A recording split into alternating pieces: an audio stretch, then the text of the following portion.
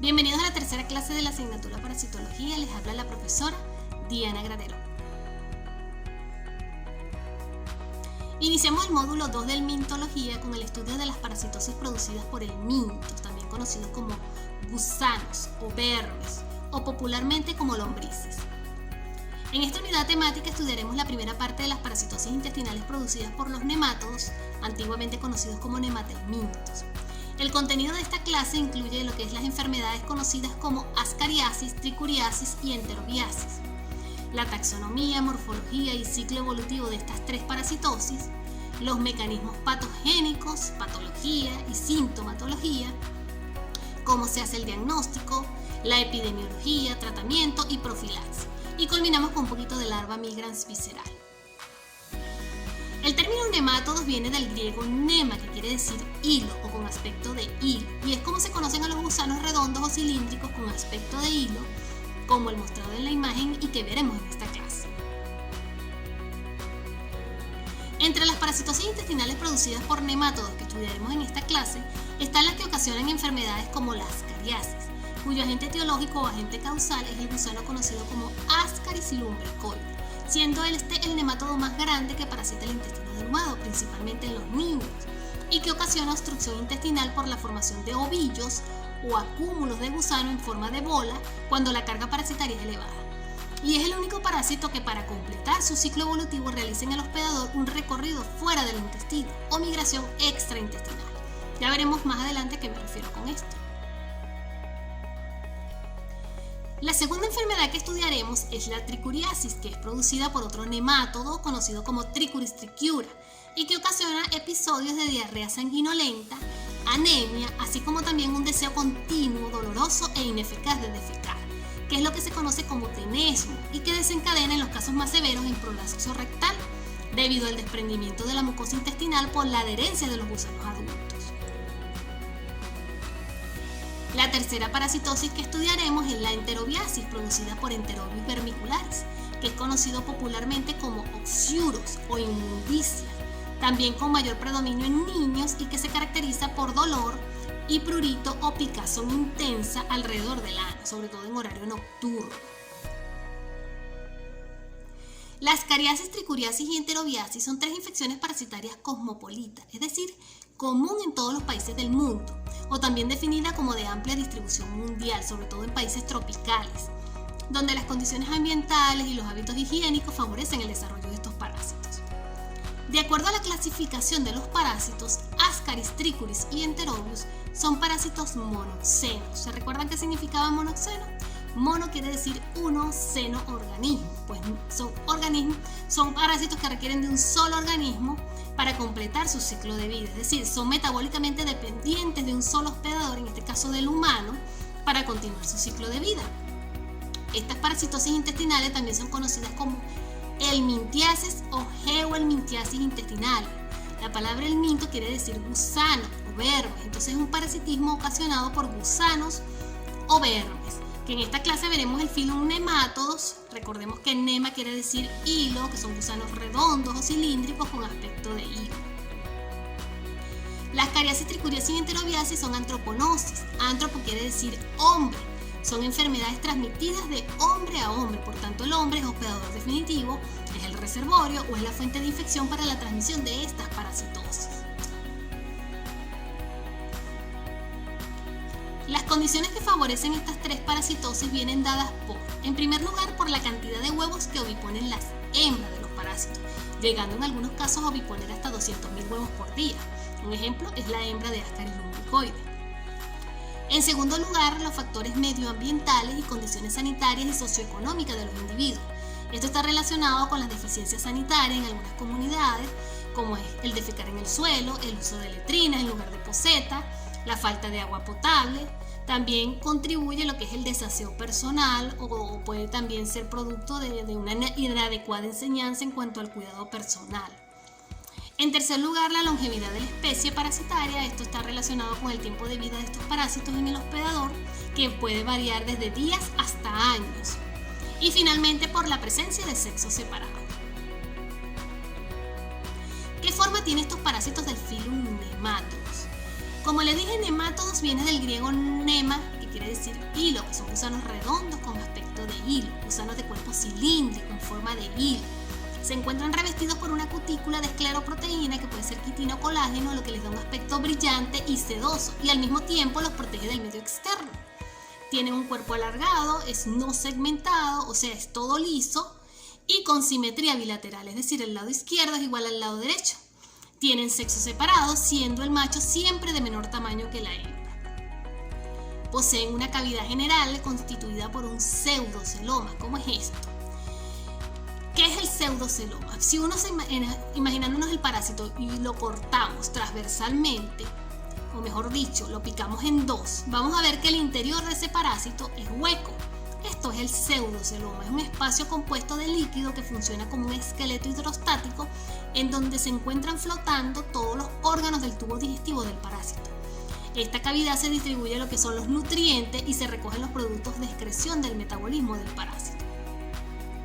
El tubo digestivo del parásito es completo, lo constituye lo que es la boca, el esófago, el intestino y el ano, y en algunos parásitos presentan una cápsula bucal que le permite la adherencia al hospedador y que está formada por ganchos, dientes y papilas. No es lo que veremos en esta clase, uno de los parásitos que veremos en esta clase solo tienen labios, no poseen cápsula bucal y contienen un complejo cordón nervioso.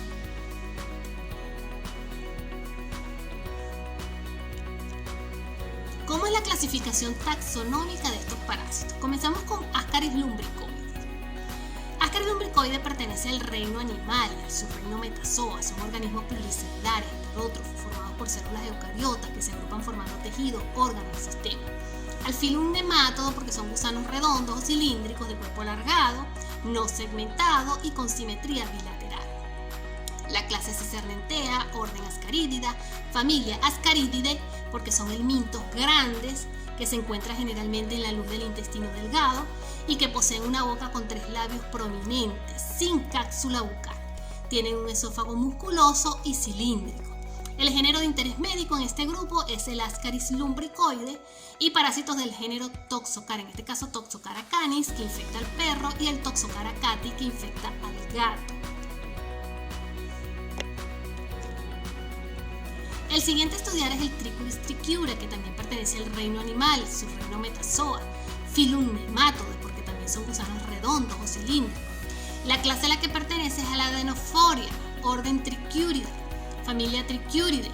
Son parásitos del tubo digestivo con cuerpo pequeño o mediano en comparación con Ascaris, que tienen una región anterior filiforme o bien delgada, tipo aguja, que es la región que penetra el intestino del hospedador, y una región posterior gruesa, fusiforme, donde se encuentra lo que es el intestino. Tiene un esófago largo y delgado y está formado por una capa de células glandulares y carece de labios y cavidad bucal. Las principales especies de interés son el Trichuris trichiura y Trichinella spiralis, de los cuales solo Trichuris trichiura existe en Venezuela. El último a estudiar es el Enterobius vermicularis, que también pertenece al reino animal, al subreino Metazoa, filum nematoda, la misma clase Cicernentea, al igual que el Ascaris, el orden Rhabditida, porque tiene un esófago rhabditoide, familia Oxyuridae, porque son parásitos fusiformes, pequeños o medianos, con una cola larga o puntiaguda, en el caso de la hembra, tienen un esófago rhabditoide, que está formado por un segmento cilíndrico, luego un estrechamiento conocido como istmo esofágico y un bulbo posterior. El género de interés médico es el Enterobius vermicularis, que es importante para el hombre. Si comparamos la clasificación taxonómica de los 3 parásitos a estudiar, veremos que pertenecen al mismo reino animal, su reino Metazoa, filum nematode, clase Cicernentea en el caso de Ascaris y Enterobius, y Adenophoria en el caso de Trichuris. Los órdenes son Ascaridida, Trichurida, Rhabditida, familia Ascarididae, Trichuridae y Oxyuridae. Y los géneros y especies de interés son el Ascaris lumbricoide, Trichuris trichiura y Enterobius vermicularis.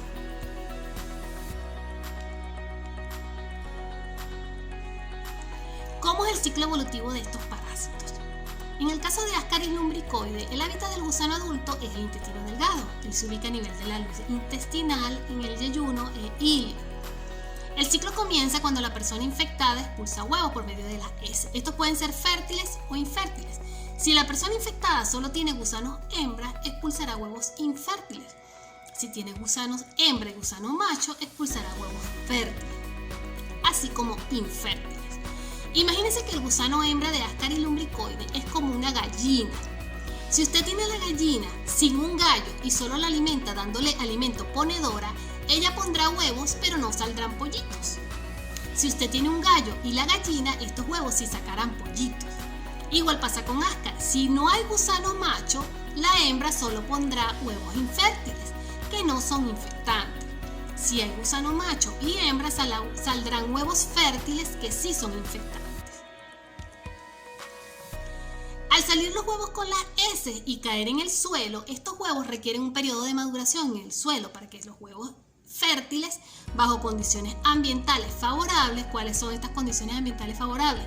Presencia de CO2 de una temperatura de 22 a 33 grados centígrados, presencia de oxígeno, de humedad, de sombra, de suelos arcillosos.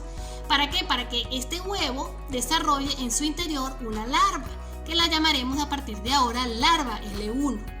Esta larva L1 posteriormente va a cambiar de muda. Cuando yo hablo de cambiar de muda es que se quita la ropa, vamos a decirlo así. Se cambia de muda convirtiéndose en una larva infectante L2. Comienza a madurar dentro del huevo en aproximadamente 2 a 3 semanas. Luego la persona sana se infecta al ingerir estos huevos con larvas L2, bien sea por medio de los alimentos, que me comí una lechuga mal lavada, a través de agua o bebidas contaminadas, y en el caso de los niños por geofagia, es decir, comer tierra, sobre todo suelo contaminado con heces. Una vez que ingieres estos huevos, los huevos infectantes llegan al estómago, pasan al duodeno, donde son atacados por los jugos digestivos, y ese huevo eclosiona, dejando en libertad lo que es la larva L2. Esta larva, para llegar al estadio adulto, necesita cumplir un ciclo extraintestinal. Estas larvas poseen gran movilidad y penetran en la mucosa duodenal, llegando a la circulación portal a través de las venas mesentéricas, dirigiéndose de allí al hígado, donde regularmente permanecen entre 72 a 96 horas. Posteriormente van a continuar su migración hacia el corazón, pasando por los pulmones a través de la circulación pulmonar, para llegar a los capilares pulmonares, donde quedan atrapadas y allí sufren 2 mudas, alcanzando lo que es el estadio L3 y L4. Allí las larvas rompen el endotelio capilar y penetran en los alveolos, ascienden por los bronquiolos, por los bronquios y llegan a la faringe. En ese lugar las larvas son deglutidas, es decir, son tragadas y caen nuevamente al duodeno, donde tiene lugar la cuarta muda, convirtiéndose la larva en un estadio juvenil. Y finalmente se dirigen a la luz del intestino, fijándose a la mucosa por medio de sus labios gruesos para terminar su proceso de maduración, convirtiéndose entonces en gusanos adultos, los cuales se diferencian sexualmente en macho y hembra. Luego macho y hembra copulan y la hembra pone nuevos huevos que son expulsados al exterior por medio de las heces, para repetirse nuevamente el ciclo. El ciclo dura entre 2 a 3 meses, que es lo que se conoce como periodo prepatente, después de que se ingiere el huevo infectante. Y el gusano adulto puede vivir hasta 2 años en el hospedador.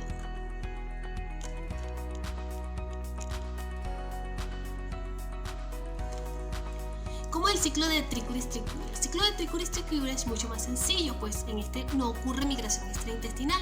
El hábitat del gusano adulto es el intestino grueso, él se ubica a nivel del ciego y el apéndice secal. El ciclo comienza cuando el humano ingiere los huevos infectantes con larva L1, bien sea a través de alimentos contaminados o agua, bebidas o suelo contaminado con heces. Los huevos llegan al estómago, pasan al duodeno, donde por acción de los jugos gástricos eclosiona el huevo y libera la larva L1, la cual no necesita realizar mudas, dando origen a lo que son los gusanos inmaduros, los cuales emigran al colon, donde completan su maduración sexual. En el colon, el macho y la hembra se aparean, produciendo la hembra miles de huevos que son fertilizados, los cuales son excretados por medio de las heces. El ciclo dura entre 1 a 2 meses, que es lo que se conoce como periodo prepatente, después de la ingestión del huevo infectante. Y el adulto puede vivir de 7 a 10 años en el hospedador. El ciclo de Enterobius vermicularis está restringido casi exclusivamente al humano.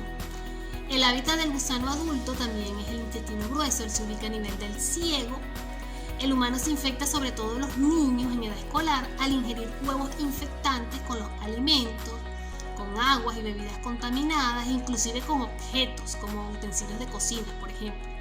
O bien directamente por reinfestación, si la persona se rasca la piel alrededor del ano y se mete las manos a la boca, también puede por allí ingresar los huevos de los parásitos.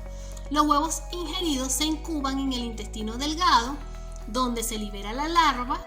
Esa larva se desplaza hacia el colon para el desarrollo de gusanos adultos. Allí macho y hembra se aparean y en la noche la hembra emigra hacia los pliegues anales y región perianal. El estímulo para que ella se desplace hacia este sitio parece ser la temperatura y las condiciones aeróbicas de la zona. Allí la hembra ovipone y muere por estallido o ruptura, es decir, se revienta, depositando miles de huevos fertilizados. En las siguientes 6 horas los huevos progresan a larvas y se vuelven infectantes. Desde la ingestión de los huevos embrionados hasta alcanzar la forma adulta transcurren de 36 a 53 días, que es un periodo prepatente, y el gusano adulto puede vivir entre 45 a 60 días en el hospedador. Este parásito vive en promedio un par de días. El organismo no soporta las condiciones secas de la intemperie y muere casi inmediatamente al ser sacado de su hábitat normal. ¿Cómo es la morfología de estos parásitos? En el caso de Ascaris lumbricoides, él se presenta en forma de huevo fértil, infértil y larvado. El huevo fértil tiene forma redonda u ovalada, mide de 45 a 70 micrómetros de largo por 35 a 50 micrómetros de ancho. Son de color marrón oscuro, presentan 3 capas bien definidas. Una externa albuminoide mamelonada bien visible tipo faralado que rodea todo el parásito, una media quitinosa y una interna lipídica, y dentro de ella el contenido granuloso fino en distribución regular. En algunos casos puede haber desprendimiento de la capa externa albuminoide mamelonada, dejando al descubierto la capa quitinosa, lo que le da al huevo un aspecto hialino, que se conoce como huevo decorticado. El huevo infértil, por su parte, tiene forma rectangular o elíptica. Es un poco más grande que el fértil, mide de 80 por 45 micrómetros, presenta las 3 capas, pero la capa albuminoide es poco visible y su contenido interno está formado por gránulos gruesos en distribución irregular, a diferencia del huevo fértil. El huevo larvado, por su parte, es igual al huevo fértil, con forma redonda u oval, de color marrón, midiendo 60 por 40 micrómetros y con presencia de una larva L1 en su interior, e igualmente con una capa albuminoide bien visible. El adulto de Ascaris lumbricoides, por su parte, mide entre 15 y 50 centímetros de largo, es de color blanco nacarado. La cobertura cutícula que lo rodea se ve brillante y sedosa. Presenta 3 labios gruesos en la extremidad anterior en proyección ventral y 2 dorsolaterales. Se ven como los labios de Angelina Jolie. Tiene un cuerpo cilíndrico de extremos puntiagudos formado por la boca, esófago, intestino y ano, y una cutícula con finas estriaciones anulares. El dimorfismo sexual es característico. Viendo el gusano en corte transversal, vemos que tiene el interior hueco o pseudoceloma, que es la cavidad que funciona como esqueleto hidrostático, y esa cavidad está rodeada por células musculares en distribución tipo polinearia, es decir, las células se encuentran muy abundantes, hasta 5 hileras de células, unidas una al lado de la otra, bien pegaditas, dando la forma como que si fuesen llamas, y en capa continua alrededor del pseudoceloma. Vemos los órganos reproductores en el caso femenino, como son el útero con los huevos, los ovarios, el oviducto, que son las trompas de falopio, y el aparato digestivo vemos los intestinos. Vemos las características diferenciales de los gusanos adultos macho y hembra de Ascaris. La hembra es de mayor tamaño que el macho, esto se debe al dimorfismo sexual, mide entre 20 a 45 centímetros de largo por 4 a 6 milímetros de ancho. Lo diferencia con el macho es que tiene un extremo posterior afilado y los órganos reproductores, vulva, vagina y 2 úteros. La hembra es capaz de oviponer hasta 200.000 huevos por día. El macho, por su parte, es más pequeño, mide de 15 a 30 centímetros de largo por 2 a 4 milímetros de ancho, y su extremo posterior, que lo diferencia de la hembra, es curvado. Posee los órganos reproductores, testículo, vesícula seminal y conducto deferente. El Triculus trichiura se presenta en forma de huevo y de adulto. Los huevos miden 50 micrómetros de largo por 24 micrómetros de ancho, tienen forma de barril o elíptica o de balón de fútbol americano, con 2 tapones mucosos translúcidos en los extremos, de localización polar. Son de color marrón, con contenido granuloso fino y no están embrionados al momento de la postura. El gusano adulto, por su parte, es de color blanco nacarado, mide aproximadamente 4 centímetros en promedio, de 3 a 5 centímetros, presenta forma de látigo y se encuentra dividido en una porción anterior delgada y larga, casi incolora, la cual mide aproximadamente 3/5 partes del tamaño total del parásito y contiene un esófago muy reducido y una porción posterior gruesa y corta que ocupa 2/5 partes del parásito de color gris rosado, donde se ubica lo que es el intestino y los órganos reproductores.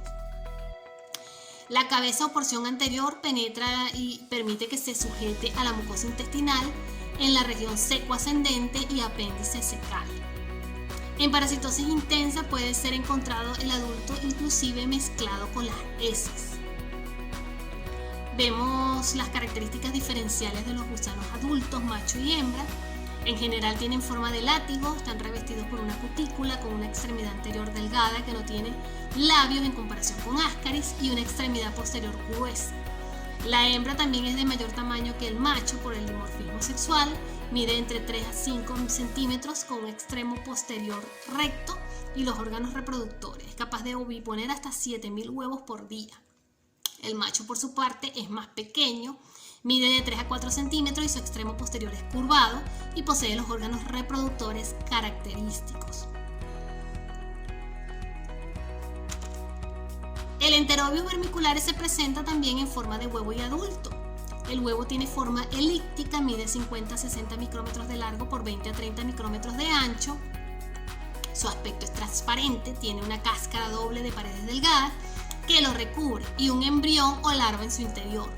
Son refringentes, es decir, brillan cuando se mueve el tornillo micrométrico y a su vez son asimétricos, tienen un lado aplanado y otro convexo en forma de semiluna o de empanada, aunque en algunas oportunidades pueden presentarse simétricos y alargados. El adulto por su parte es pequeño, es fusiforme, puede medir menos de 1,5 centímetros de largo, es de color blanco nacarado con prolongaciones cefálicas de la cutícula denominadas aletas cervicales, que se ubican en el extremo anterior. Posee 3 labios pequeños y un esófago tipo ragditoide donde se encuentra el istmo esofágico. Vemos las características diferenciales de los gusanos adultos, macho y hembra. La hembra mide menos de 1,5 centímetros y posee un extremo posterior afilado y los órganos reproductores, capaz de oviponer hasta 15.000 huevos por día. El macho, por su parte, es más pequeño, mide menos de 1 centímetro y su extremo posterior es encurvado hacia el vientre y posee los órganos reproductores característicos.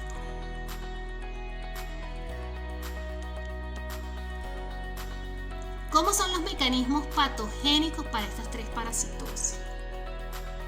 Los mecanismos patogénicos asociados a estas 3 parasitosis van a depender del estadio evolutivo en el que se encuentra el parásito, sea que hablemos de larva o sea que hablemos de gusanos adultos. Los que realizan ciclos migratorios extraintestinales, como el caso del Ascaris lumbricoides, van a determinar lesiones a nivel de los órganos a través de los cuales ellos migran. Las acciones que ejercen los parásitos para estas 3 parasitosis son de tipo acción mecánica, irritativa e inflamatoria. En el caso de acción mecánica, esta puede ser traumática, porque las larvas producen pequeñas rupturas de los capilares, ocasionando hemorragias petequiales, sobre todo a nivel pulmonar. Puede observarse a nivel de los alvéolos pulmonares la presencia de exudados hemorrágicos y focos necróticos, sobre todo en los que hacen migración extraintestinal. Puede haber acción mecánica de tipo obstructiva cuando los adultos en el intestino forman una especie de bola, como las bolas de estambre. Ellos se enredan o se enrollan entre sí cuando la carga parasitaria es elevada, sobre todo, lo que desencadena en obstrucción intestinal.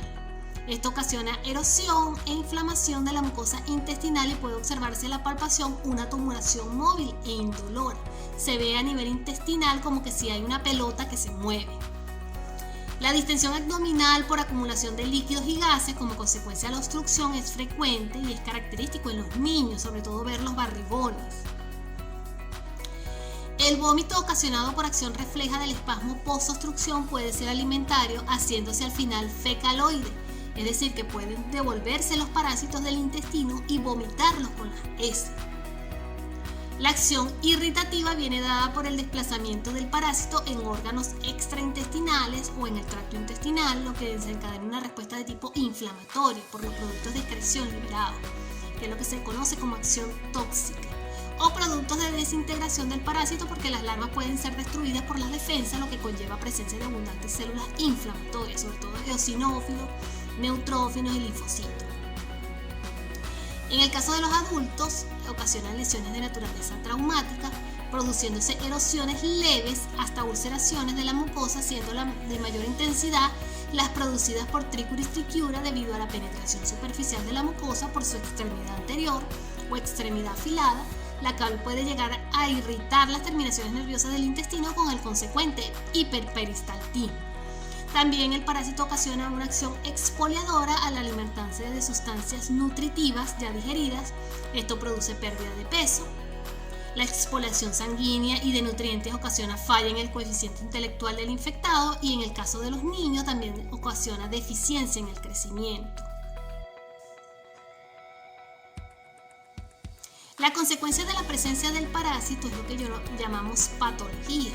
Y en el caso de Ascaris lumbricoides, la infección parece ser asintomática en la mayoría de los casos, pero puede producir trastornos pulmonares graves y obstrucción a nivel intestinal y en las vías biliares en una pequeña proporción de las personas infectadas. En la fase de migración de la larva en los pulmones ocasiona un proceso inflamatorio con producción de exudado hemorrágico.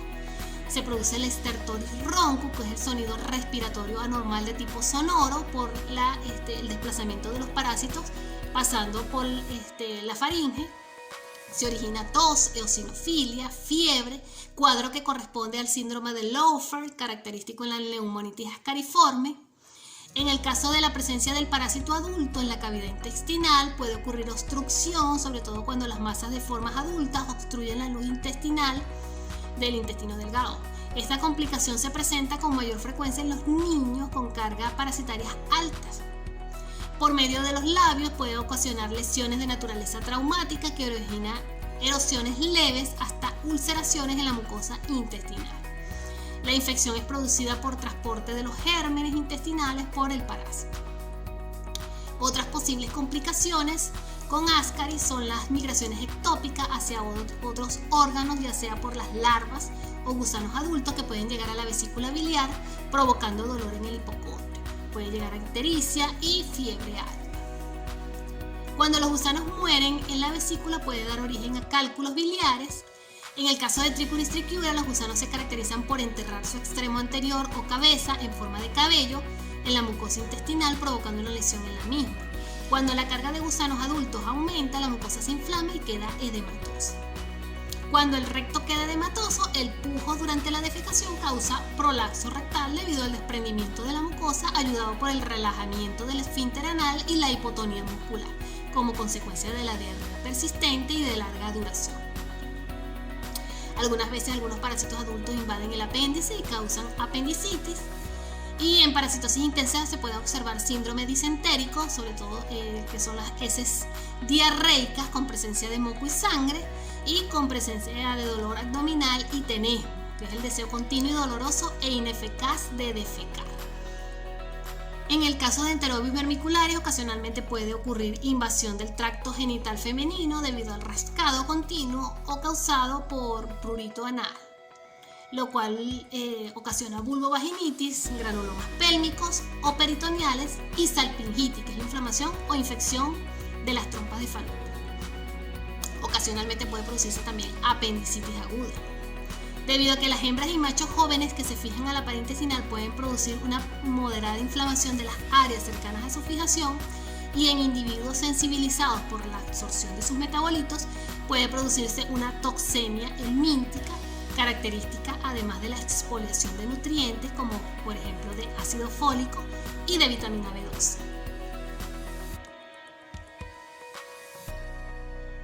Los síntomas característicos en infecciones por Ascaris lumbricoides incluyen náuseas, vómitos, dolor abdominal, evacuaciones continuas, abdomen prominente, palidez, desnutrición, pérdida de peso y retardo del crecimiento.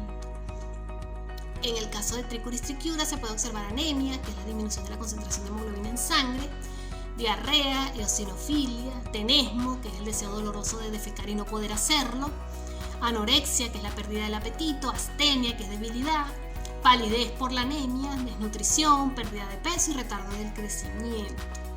En el caso de enterobios vermiculares, los síntomas son prurito, picazón, leucorrea, que es la presencia de flujo vaginal blanquecino, enuresis, que es incontinencia urinaria por las noches, es decir, orinarse en la cama, y el bruxismo característico, que es el rechinar de los dientes, además de la dermatitis.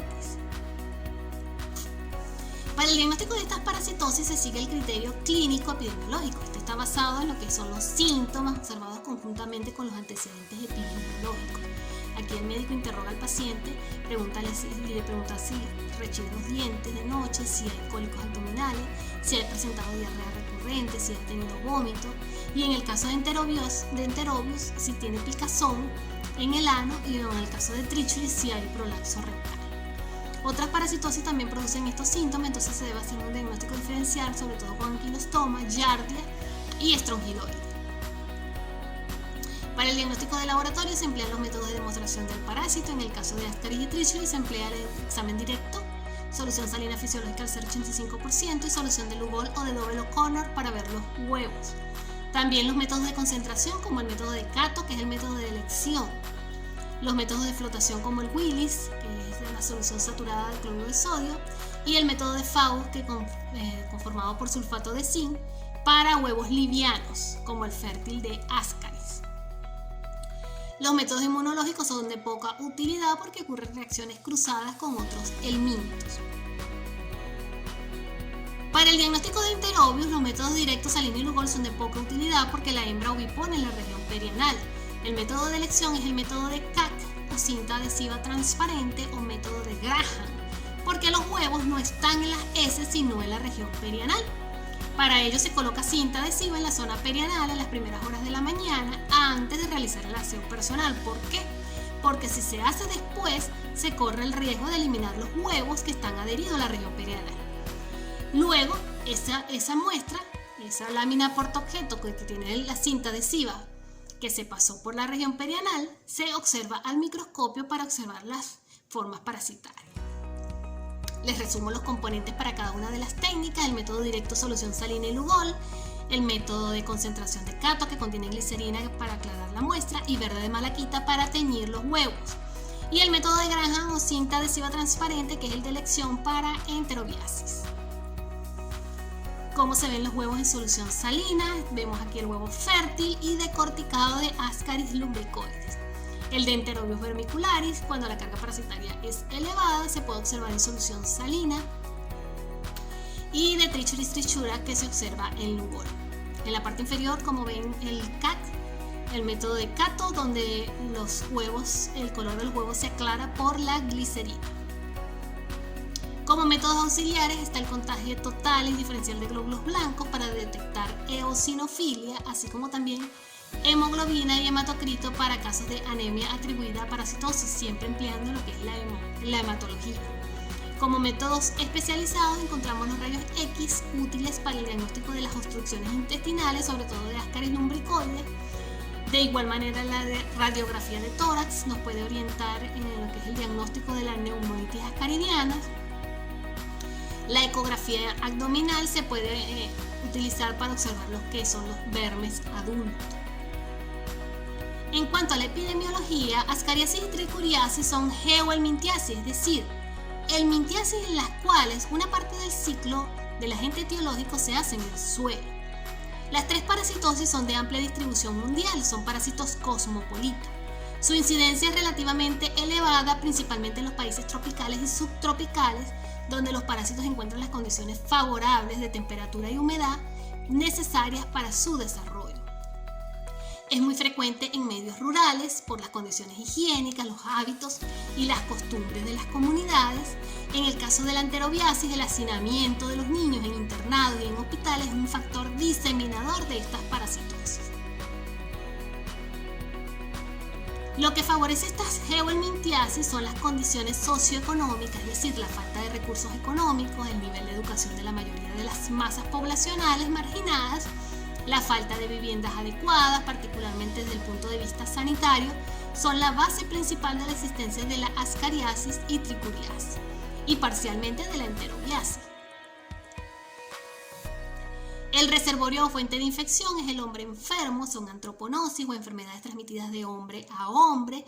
Aquí surge el término de warming person, que son aquellas pacientes que tienen grandes cargas parasitarias y que actúan como grandes eliminadores de huevos. El mecanismo de transmisión es vía oral, donde la vía de eliminación es el ano. La transmisión puede darse por ingestión de agua, de alimentos contaminados con tierra infectada con huevos o de manos contaminadas con tierra infectada, sobre todo en los casos de ascariasis y tricuriasis, o manos contaminadas de huevos de la región perianal, o inhalación de huevos presentes en el polvo o en ropas contaminadas, que son los llamados fómites, sobre todo en los casos de enterobiasis. El hospedador susceptible es el hombre sano. En resumen, la vía de penetración o puerta de entrada es la boca, la vía de eliminación es el ano, el medio de evolución es el suelo para ascaris y tricuris, o por autoinfección en el caso de enterobius. El medio de penetración es por ingestión de huevos a través de manos, alimentos y bebidas contaminadas, o por la inhalación de huevos en el caso de enterobius. Las formas parasitarias infectantes son el huevo con larva L2 en el caso de ascaris y el huevo con larva L1 en el caso de tricuris y enterobius. Para el tratamiento se emplea albendazol, mebendazol, que son benzoimidazoles. Ambos bloquean la acción de la glucosa en el intestino del parásito y el parásito muere por inanición, es decir, muerto de hambre, sobre todo en los casos de tricuriasis y enterobiasis. El mebendazol está restringido en los casos de ascariasis, cuando sobre todo hay grandes cargas parasitarias, porque puede haber migración errática del parásito por acción de la droga. Entonces en estos casos es peor el remedio que la enfermedad, porque el parásito puede salir por cualquier lado a consecuencia de la droga.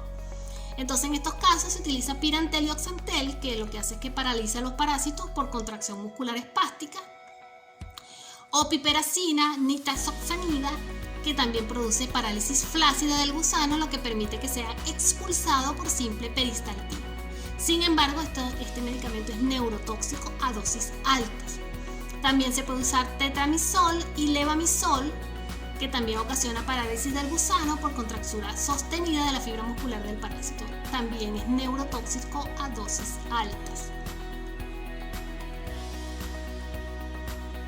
Las medidas de prevención o profilaxis para estas parasitosis incluyen el tratamiento de los individuos enfermos, mejoramiento de las condiciones socioeconómicas, el lavado de frutas y vegetales crudos, evitar el abono con heces humanas y el lavado de manos después de ir al baño. Como resumen de esta clase, en el eslabón A, la fuente de infección primaria o reservorio para las 3 parasitosis es el hombre. En el eslabón B, la forma parasitaria infectante es huevo con larva L2 para ascaris y huevo con larva L1 para trichuris y enterobius.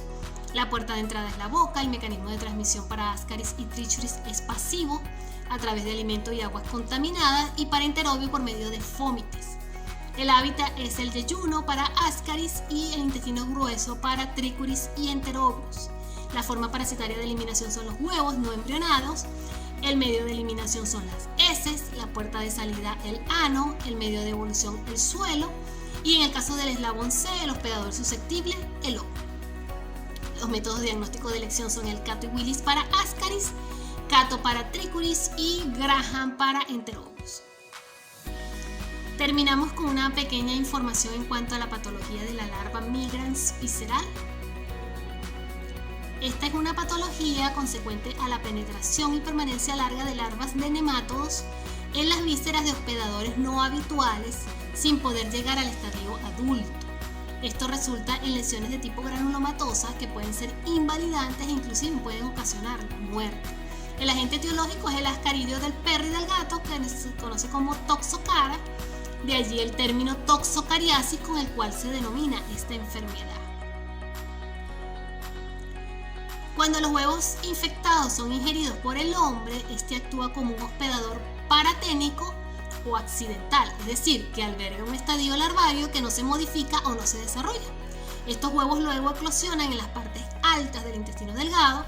Las larvas invaden lo que es la pared intestinal y son transportadas a vísceras extraintestinales.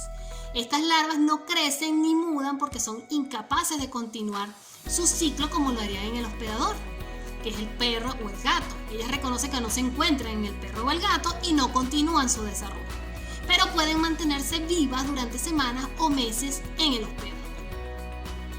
La lesión típica que produce esta toxocariasis es un granuloma en el cual se encuentra el parásito en el centro intacto o destruido y está rodeado por eosinófilos y macrófagos. Los órganos afectados frecuentemente son el hígado, el pulmón, el cerebro, los ganglios y los ojos. Las localizaciones oculares pueden llevar a lo que es el desprendimiento de la retina, pudiendo provocar ceguera. Es autolimitante, es decir, puede desaparecer sin ningún tratamiento. La sintomatología está asociada a la carga parasitaria y susceptibilidad del hospedador. Para el diagnóstico se utilizan métodos inmunológicos como la ELISA y la inmunofluorescencia con antígenos de larvas de Toxocara canis. También se puede usar una biopsia que permite observar las larvas y los granulomas eosinofílicos. El examen de ese no tiene utilidad. La fuente de infección primaria son los perros y gatos infectados con Toxocara que contaminan el suelo con sus heces.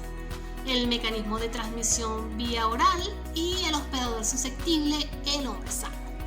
Las medidas de control recomendables son el tratamiento periódico de perros y gatos con antihelmínticos y evitar que estos defequen en sitios de recreación.